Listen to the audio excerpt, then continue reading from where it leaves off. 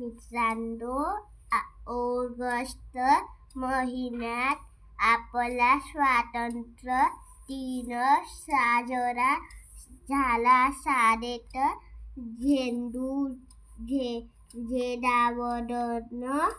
झेंडावंदन झाले, प्रभात फेरी निघाली, भाषणे झाली, मुलांना खाऊ दिला.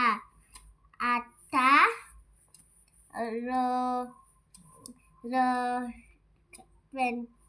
26 जानेवारीला आपल्या शाळेत प्रजासत्ताक दिन साजरा होईल.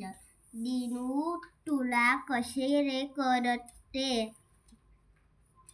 कोणत्या दिवशी काय साजरे होणार आहे? कोणत्या दिवशी सुट्टी आहे? त्यात काय येते? अरे घरी दिनदर्शिका असते ना, त्यात सर्व माहिती दिलेली असते. काय काय माहिती असते दिनदर्शिकेत? वर्ष, महिने, वार आणि दिनांक दिलेले असतात. आणखी काय बरे असते? विविध सण उत्सव दिलेले असतात. खोत, वक्ती,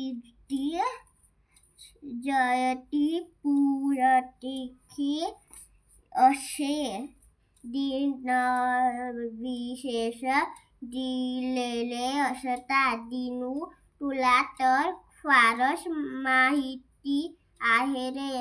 हो, मी रोज सकाळी दिनदर्शिका वाचतो, मगच शाळेत येतो. त्यामध्ये